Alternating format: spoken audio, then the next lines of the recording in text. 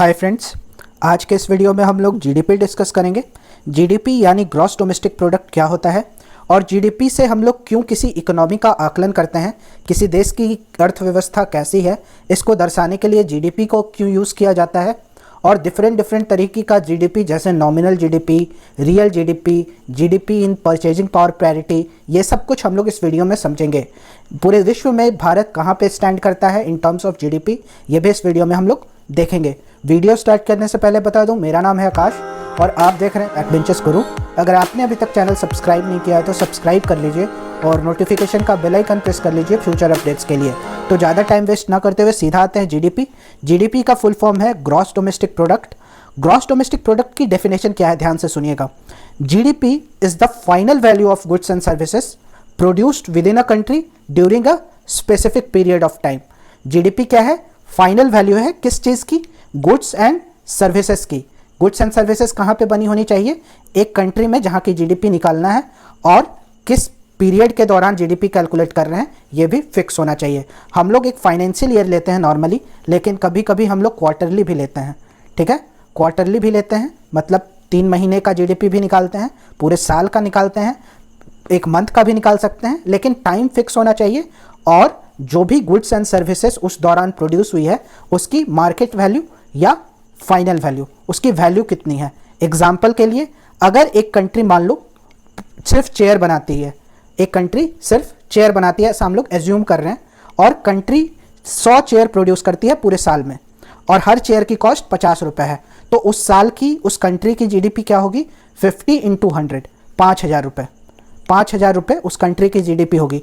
50 रुपये का एक चेयर और 100 चेयर प्रोड्यूस किया गया है उस साल, तो उस साल इंपॉर्टेंट है, एक टाइम उस कंट्री में बना होना ज़रूरी है, एक ज्योग्राफी में, एक पर्टिकुलर लोकेशन में। अगर विदेशी भी अगर मान लो इंडिया में कोई भी चीज़ प्रोड्यूस कर रहे हैं तो वो हमारे जीडीपी में काउंट होगा। फिर से रिपीट कर दूं, विदेशी भी अगर हमारे देश में कोई भी सामान प्रोड्यूस कर रहे हैं या विदेशी हमारे देश में कोई भी सर्विसेज दे रहे हैं, गुड्स भी है सर्विसेज भी है, इसलिए विदेशी जो कि इंडिया में सामान उत्पादन कर रहे हैं और इंडिया में सर्विस दे रहे हैं वो भी इंडिया की जीडीपी में काउंट होगा। ये इंपॉर्टेंट है, ठीक है। और उसकी वैल्यू कितनी है मार्केट में। फॉर एग्जांपल, अगर एक अंडा जिसका दाम 10 रुपये है, वो अगर हम ऑमलेट बनाने के लिए खरीदते हैं तो वो जीडीपी में काउंट होगा।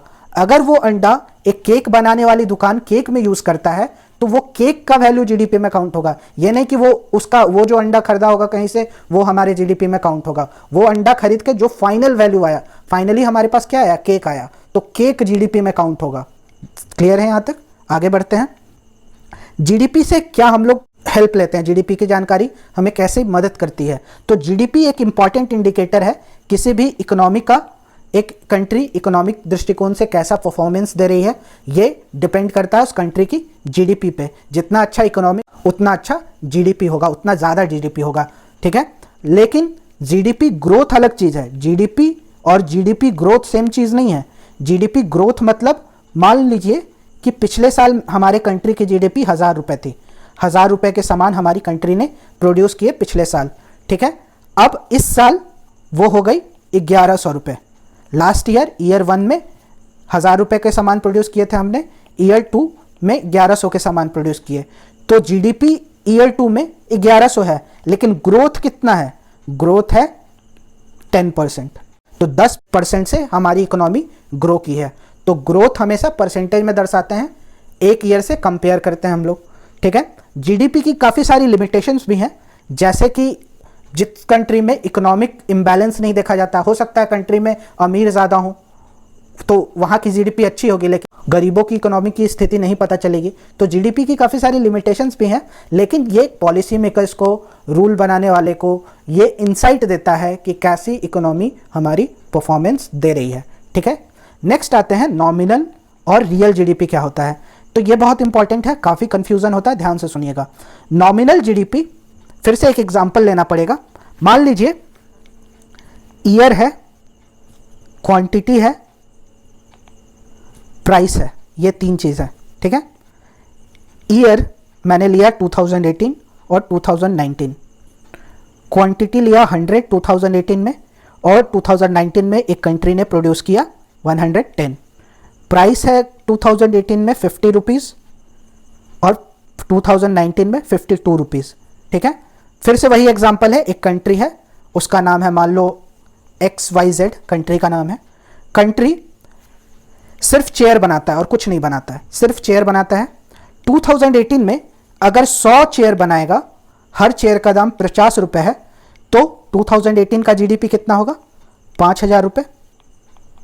ठीक है, 2019 में उस कंट्री ने XYZ ने 110 चेयर बनाया, 2018 से 10 चेयर ज़्यादा बनाया, 110 चेयर बनाया, लेकिन साथ साथ चेयर का दाम भी तो बढ़ता है।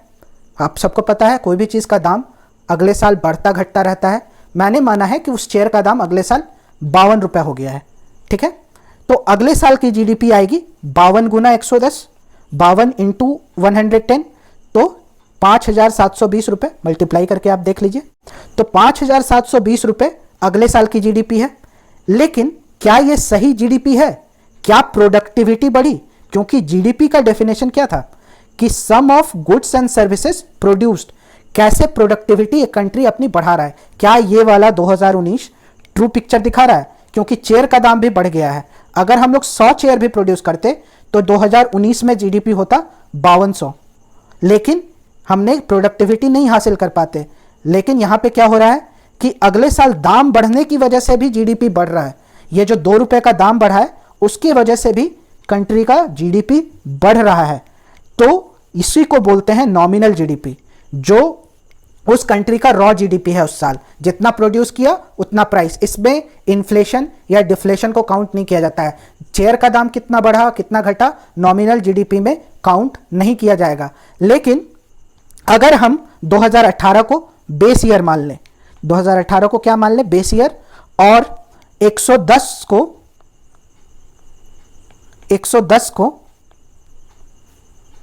50 से मल्टीप्लाई करें, 5500 रुपये हमारी रियल जीडीपी है।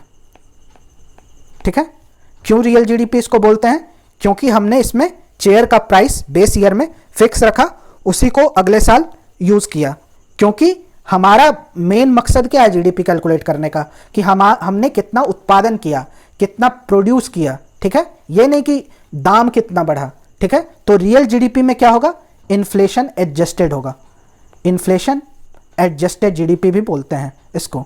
ठीक है, ऐसे हमारा जीडीपी नॉमिनल जीडीपी 5,720 हो रहा था, लेकिन अगर हम लोग इन्फ्लेशन को इंक्लूड कर ले तो जीडीपी 5500 ही हो रहा था।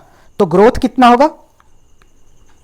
5,000 से 5,720 हो गया, जीडीपी कितना होगा? 14.4% से ग्रो करेगा। परसेंटेज निकाल लीजिए, 720 डिवाइडेड बाई 5000 इंटू 100, ये नॉमिनल ग्रोथ होगा। ठीक है, और रियल ग्रोथ कितना होगा? 500 बाई 5000 इंटू 100, तो रियल ग्रोथ कितना हुआ? 10%। अगर किसी कंट्री में इन्फ्लेशन है तो रियल जीडीपी हमेशा कम होगा नॉमिनल जीडीपी से। जैसे हम लोग अपनी कंट्री का एग्जांपल लेते हैं, हमारी कंट्री में इन्फ्लेशन है 3 से 4% के अराउंड, तो हमारी कंट्री का नॉमिनल जीडीपी ग्रोथ ज़्यादा होता है, लेकिन वो इन्फ्लेशन की वजह से भी हो सकता है। तो रियल जीडीपी ट्रू पिक्चर देता है कि कितना हमने प्रोडक्शन इंक्रीज किया, दोनों में, गुड्स में भी और सर्विसेज में भी। नेक्स्ट आते हैं, जीडीपी में भारत कहाँ पे स्टैंड करता है? जीडीपी में इंडिया की रैंकिंग 5th है। यहाँ पे आप देखो 5th रैंकिंग पे है इंडिया। 2.9 ट्रिलियन है हमारी इकोनॉमी, 2.9 ट्रिलियन डॉलर्स है। डॉलर में ही लेते हैं क्योंकि डॉलर कॉमन करेंसी है पूरे दुनिया की। तो एक कॉमन, अगर दो देश या बहुत सारे देशों की इकोनॉमी को कंपेयर करना है, तो एक कॉमन चीज़ लेना होगा, तो कॉमन चीज़ डॉलर है। तो यूनाइटेड स्टेट्स की 21 ट्रिलियन की इकोनॉमी है, 21 ट्रिलियन डॉलर्स। चाइना की 14 ट्रिलियन डॉलर है। जापान की 5 ट्रिलियन के अराउंड है। जर्मनी की 3.8 ट्रिलियन है। हमारी 2.9 ट्रिलियन। ठीक है, तो डॉलर एक पैमाना लिया गया है। और कौन सा डॉलर लेते हैं हम लोग? एक्सचेंज रेट पे। एक्सचेंज रेट जो है उसी को कन्वर्ट करते हैं डॉलर में। एक्सचेंज रेट को ही हम लोग यूज़ करते हैं कोई भी लोकल करेंसी को डॉलर में कन्वर्ट करने के लिए। जैसे $1 is equal to 70 rupees. Different IMF का एस्टिमेट है, वर्ल्ड बैंक का है, UN का है। ये दोनों पुराना डेटा है। ये लेटेस्ट IMF के हिसाब से इंडिया की इकोनॉमी 2.9 ट्रिलियन है और इंडिया 5th पोजीशन पे है। और एक इसमें है जीडीपी इन PPP। पीपीपी क्या होता है? PPP stands for purchasing power parity. Purchasing power parity की जरूरत क्यों पड़ी? ऐसे तो दो इकोनॉमी को कंपेयर करना मुश्किल है। कैसे? अगर आप यूएस में एक कप चाय पियोगे या एक कप कॉफी पियोगे तो वहां पे उस चीज का कॉस्ट मान लो $1 है। यूएस में एक कप कॉफी का कीमत $1 है। तो इंडिया में तो वो $1 नहीं है। इंडिया में तो एक कप कॉफी आपको 20 से 30 रुपये में मिल जाएगी। तो $1 मान लो 70 रुपये है। तो ये तो दोनों अलग अलग चीज़ें बताएगा अगर ऐसे हम लोग इकोनॉमी को कंपेयर करेंगे तो इसीलिए हम लोग समानता लाने के लिए, लेवल प्लेइंग फील्ड लाने के लिए, कॉस्ट ऑफ लिविंग बताने के लिए कि हर देश में कॉस्ट ऑफ लिविंग कैसा है, इकोनॉमिस्ट ने दो कंट्री को इकोनॉमिकली कॉस्ट ऑफ लिविंग के हिसाब से कंपेयर करने के लिए एक परचेजिंग पावर पैरिटी नाम की चीज़ बनाई। तो परचेजिंग पावर पैरिटी दो देश में कॉस्ट ऑफ लिविंग को कैलकुलेट करता है। इसमें क्या होता है? बेसिकली एक बास्केट होता है जिसमें बहुत सारी गुड्स आप डालते हो, गुड्स और सर्विस, और दो देश को बास्केट 1 बास्केट 2 को कंपेयर करते हो। तो यूएस में मान लो $1000 का वो बास्केट बनेगा। मान लो उसमें फल है, सब्जी है, खाने का सामान है, पहनने का सामान है, कोई सर्विस है, तो वो $1000 का बनेगा यूएस में। बास्केट 2 यूएस का है। इंडिया में वही चीज़ ₹1000 की बनेगी। तो दोनों तो $1000 ₹1000 के बराबर नहीं है। तो यही चीज़ को बनाने के लिए इकोनॉमिस्ट ने परचेजिंग पावर पैरिटी का यूज़ किया। इसमें क्या होगा? $1000 बराबर ₹1000 तो नहीं है। तो दो देश का बास्केट को कंपेयर किया तो इससे मान लो $1 बराबर ₹10 हो जाता है कोई भी चीज़। वो कॉफ़ी का एग्जाम्पल याद करो कि एक कॉफ़ी यूएस में $1 में मिलती है लेकिन वही 20-30 रुपये में मिलती है। तो $1 इज इक्वल टू 20-30 रुपीज़ हो गया दोनों देश में। एक ही चीज़ पाने के लिए हम लोगों को अलग अलग दाम देना पड़ेगा। तो उसी को पेयर करके ये परचेजिंग पावर पैरिटी यूज़ किया जाता है। और परचेजिंग पावर पैरिटी में हमारी इकोनॉमी दुनिया में सबसे तीसरी बड़ी इकोनॉमी है। और परचेजिंग पावर पैरिटी में चाइना दुनिया का सबसे बड़ा इकोनॉमी है। परचेजिंग पावर पैरिटी में चाइना दुनिया की सबसे बड़ी अर्थव्यवस्था है और इंडिया तीसरे नंबर पे। ये ध्यान में रखना, ये काफ़ी एग्जाम्स में पूछा जाता है। हमारी इकोनॉमी का साइज परचेजिंग पावर पैरिटी के हिसाब से $11 ट्रिलियन का है। ठीक है, तो कितना अंतर आ गया देखिए। 2.9 ट्रिलियन था नॉमिनल जीडीपी, 11 ट्रिलियन है परचेजिंग पावर पैरिटी के हिसाब से। ठीक है, अब आते हैं एक और टर्म है। क्योंकि हमारी कंट्री की पॉपुलेशन बहुत ज़्यादा है, चाइना की पॉपुलेशन बहुत ज़्यादा है, इसलिए इकोनॉमिस्ट्स को लगा कि इन देशों को कंपेयर करने के लिए जीडीपी को किसी और वे में मेजर करना होगा, स्टैंडर्ड ऑफ लिविंग के हिसाब से। यूएस की पॉपुलेशन तो कम है और यूएस की इकोनॉमी का साइज 21 ट्रिलियन है। तो इकोनॉमिस्ट ने निकाला GDP per capita, total GDP divided by population. तो हमारी देश की पॉपुलेशन तो बहुत ज़्यादा है, तो इस मामले में हम लोग पीछे हो जाते हैं। ठीक है, जीडीपी पर कैपिटा में चाइना, इंडिया पीछे हो जाता है। और ये आप डेटा देखोगे, ये आप जो डेटा देखोगे, ये चार्ट है चाइना और इंडिया का जीडीपी कंपेयर करता है, जीडीपी पर कैपिटा।